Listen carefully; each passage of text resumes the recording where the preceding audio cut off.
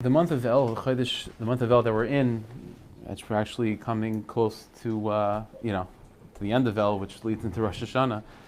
We know that the month of El is unique. That there's a lot of ramazim, there are a lot of hints in somewhat random places throughout Chumash. A hint to the month of El. The most famous hint to the month of El is in Shir Hashirim. Ani l'daydi v'daydi li. I am to my beloved is to me. My beloved, usually we think of that as Hashem, so I'm close to Hashem, Hashem is close to me. And the beginning of those, the first letters of those words, Ani l'daydi v'daydi li, are the same letters as Elul, Aleph, Lamed, Vav, Lamed. But there's other hints to the month of Elul. What's unique is that there's an entire category of hints to Elul that are oriented to achdus between Jews. So, for example, Ani l'daydi v'daydi li, right? I am to my beloved is to me. We usually tend to think of that, who am I, who's my beloved? Me is the Jew, beloved is God. But if you think about it, it could also be translated between one Jew and another, right? I am to my beloved, another my friend, and he's to me. We have other hints to Elul also very associated with achdus, with unity between other Jews. So, for example, there's a conversation that takes place in Sefer Shmuel between Yonasan, the son of Shaul HaMelech, the first king, and his best friend, his dear friend David HaMelech. And bear in mind that Yonasan, of all people, Yonasan could have had animosity to David because Yonasan, being the son of the king, he would be the rightful heir to the throne. And David is this person that's going to take away the throne from his father and basically mean that I'm not going to be the king. But instead of that, Yonasan loves David very, very greatly. And Yonasan says a line to David, V'ani eya l'cha l'mishna. I will be to you a second in command. Meaning you're the rightful king, says Yonasan to David, and I will be your faithful friend, your faithful helper. The words V'ani, Vav, eya, Aleph, l'cha, l'mishna, Lamed, Lamed, you play with the letters, that's Elul.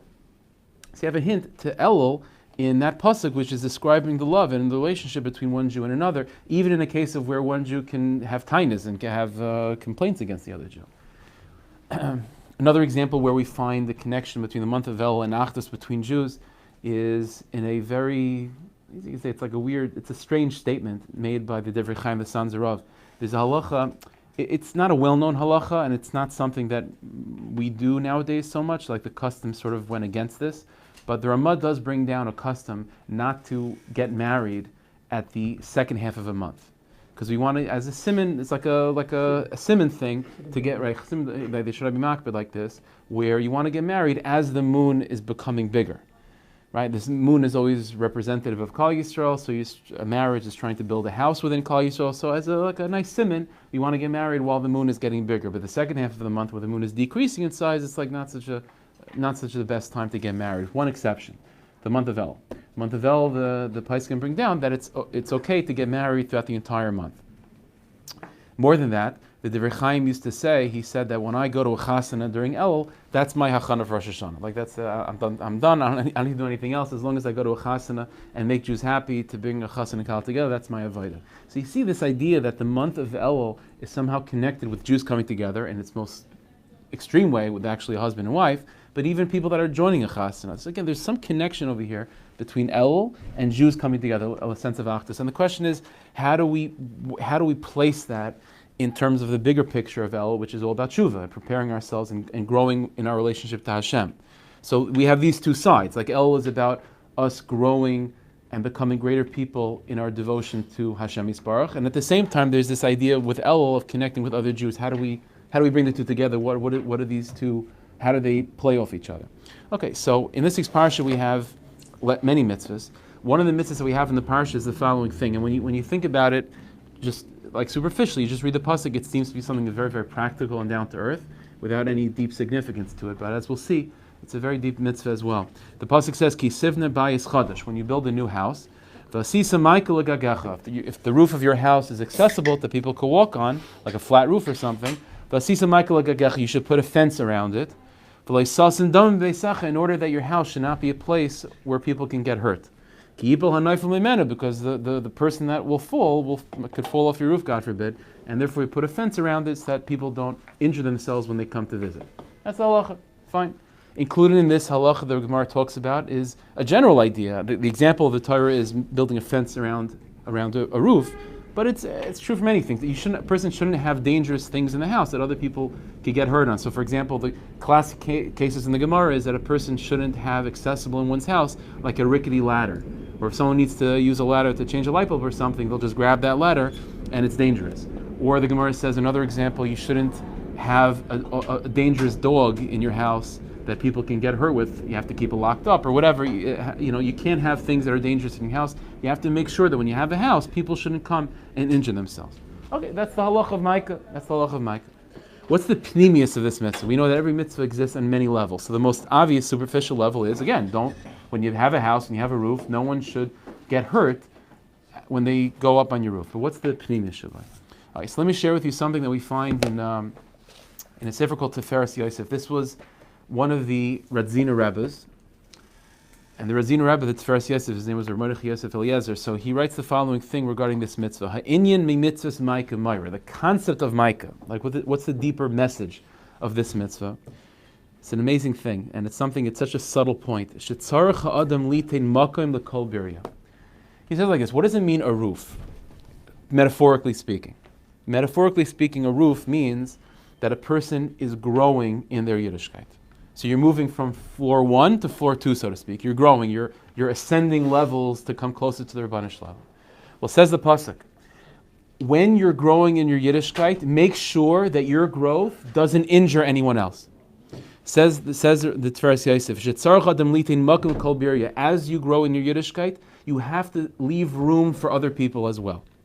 For who?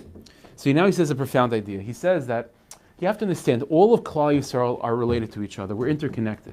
Instead of thinking of us as just people that come from the same, parents ultimately, like Avram and Sarah, we have to begin to think of the Jewish people as like a network.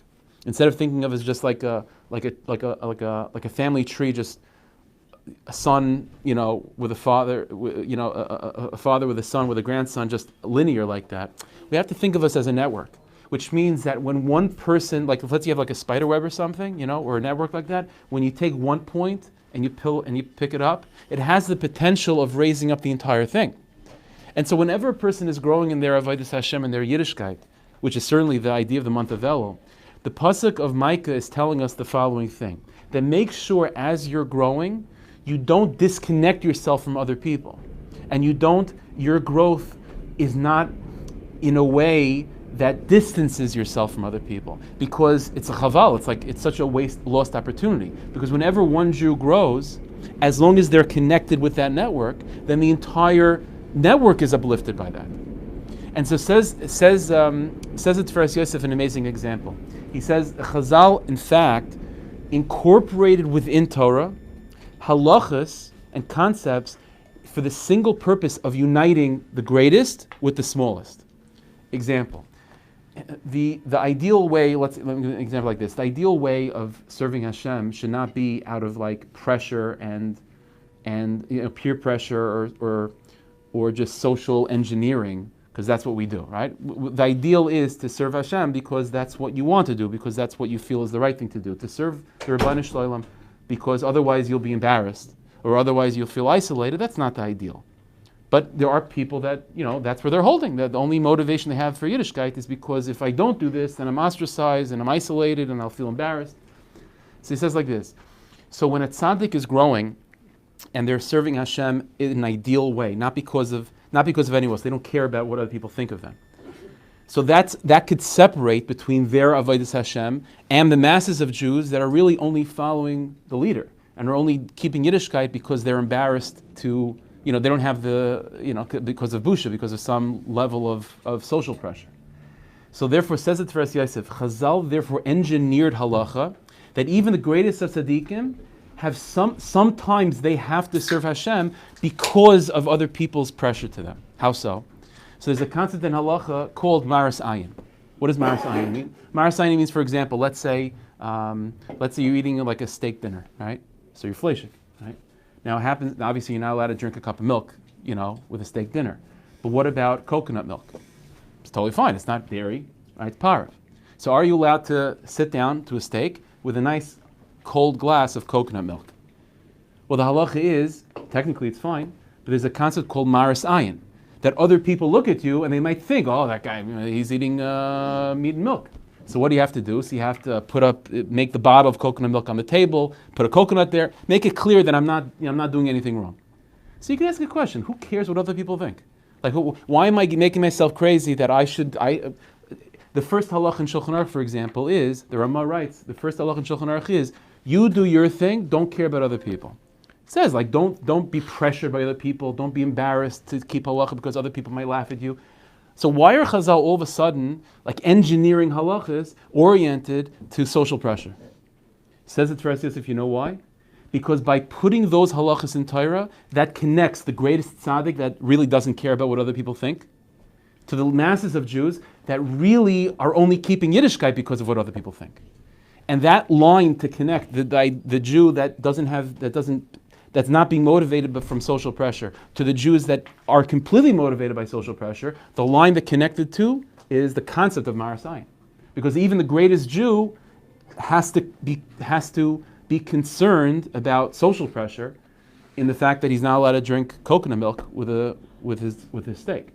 And so, says the Tveras Yosef, a profound idea. The reason why Chazal created that law called Maras Ayin is not because they really care about what other people think. Let people think that you're drinking meat and milk. What's the difference? The answer is the reason why they established that halach is to create that network, is to connect the highest to the lowest. And that's the mystery, that's the deeper meaning of this mitzvah of Micah, is that as you're ascending, when you go to the roof of your Yiddishkeit, when you're growing on levels, make sure that your ascent, that your growth, is not one that kicks people off. Make a fence around your roof, that as you grow, even people that are neiflim, even people that aren't holding by that lofty level, but they shouldn't get injured, they shouldn't be thrown to the wayside because of you. There's a fantastic Gemara that he explains based on this. The Gemara says, for example, it's a Gemara in Ksubas. The Gemara says like this, I'll read you the lines. The Gemara says, Gemira, we have a tradition. The tradition is that once or twice in a generation, again, I've personally never seen this, maybe some of you have, I don't know, but the Gemara says we have a tradition that once or twice in a generation, when a big tzaddik passes away, a pillar of fire comes, sort of escorting the coffin to the Beis HaKfaros. A psaka de nohira, some sort of pillar of fire. The Gemara says it happens once or twice in a generation. So the Gemara Ksubas and Ayin Zayin is discussing what's the purpose of that pillar of fire. What is it for? Is it just covet? It's like the Rabbanu Shalom sort of, a representation of Hashem in the Levaya as a covet for the nifter? What is it? So the Gemara says like this, Amar Abaya. The Gemara says, Abaya said, you know what the purpose of that pillar of fire is? Lafuki miman deloy kayim. It's to separate between the tzaddik and anyone else that's not on his level. So the pillar of fire is not like Hashem's presence escorting the mace. It's literally like a mechitza. It's to separate between the nifter, who is like mamish, an unbelievable tzaddik, and everyone else that's not holding by his level. Says the Gemara, Amar le Rav Ada bar Masna. Rav Ada bar Masna responded to Abai, who just said that. He said, you think it's to separate between the tzaddik and everyone else? Lafuki mimar. Really, the pillar of fire is to separate between the tzaddik and you, Abaya. Why? What's wrong with me, says Abaya? Because your roof doesn't have a mica. Your roof doesn't have a fence. And the Gemara says, Kachava, they went to look at Abaya's roof, and there was no fence there up his roof. So the Gemara says, how could Abaya do such a thing? So the Gemara clarifies, really he had a roof, but at that moment, a wind came and blew down the roof.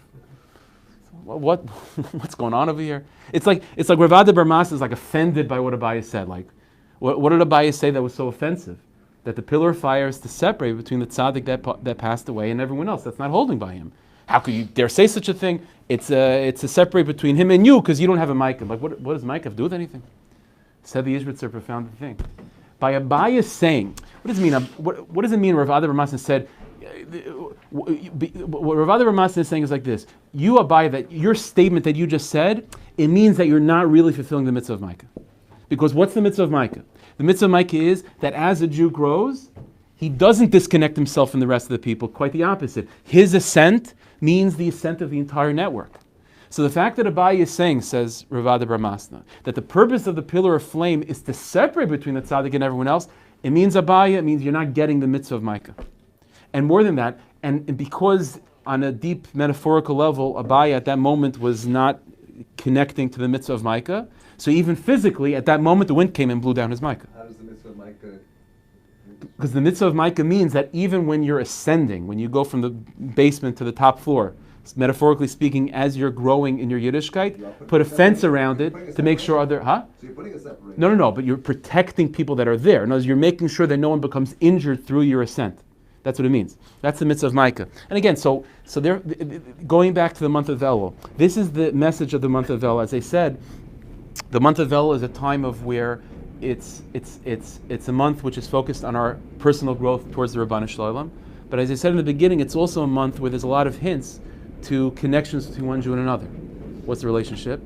That's the point. The side of the month of Elul is certainly geared towards a person's own personal growth and development and ascent, going to the roof of your Yiddishkeit. But at the same time, be careful that as you grow, it doesn't disconnect you or push others down. And that's the avoid of the month of Elul. Now, a person obviously has to go about this using seichel and understanding. Does that mean to not grow because it'll make me, it'll make me somewhat disconnected and unrelatable to my old friends? Certainly not. But it means that when a person is growing, there has to be a mindset of making sure that although I have to do what I have to do, I certainly have to do what I have to do, and I can't hold back my own personal growth because of everyone else around me necessarily. But I have to be conscious that everything that I'm doing is not just for me. I'm doing it as part of the klal, as part of my chevra, as part of my friends, and part of the Jewish people. And the more I grow, like a network, everything else is uplifted with me. And that's why it's brought down in the Sfarim that even before you do any mitzvah, before you give tzedakah, before you put on tefillin, before you die, you name it, any mitzvah that you do, you should say that I'm doing this not just for me, I'm doing this on behalf of all of Klal Yisrael. What does that mean? What is that like? What is that doing? What's the purpose of that? Well, one of the reasons is because what you're doing is you're connecting yourself with other Jews, and you're saying that when I'm doing this mitzvah and I'm growing and I'm connecting more to Hashem, I'm not interested in just connecting to Hashem on my own. That's not my point. My point is to connect to Hashem, and I want to pull up with me all the other Jews that are somehow connected to me as well. And that's the ideal way of doing tshuva. That's the ideal way of growing in this time. What's unique to this time of year, the tshuva of Elul, Rosh Hashanah, Yom Kippur, ultimately culminating in Sukkot, right? Sukkot is sort of like where this all leads, right? What is the Yontiv of Sukkah? What's the Yontiv of Sukkot about? Jewish people coming together, right? Everyone leaves their home, which is where divisions lie, and everyone comes out of their house and lives under the same schach, right? With no divisions. What does that have to do with what we're beginning during the month of Elul? Well, the answer is again, that's the idea. The tshuva of this month, the tshuva of this time of year, the growth of Elul, has to be a growth that's not egocentric. It's a growth that I'm growing personally, and again, I can't hold myself back because of peer pressure, certainly.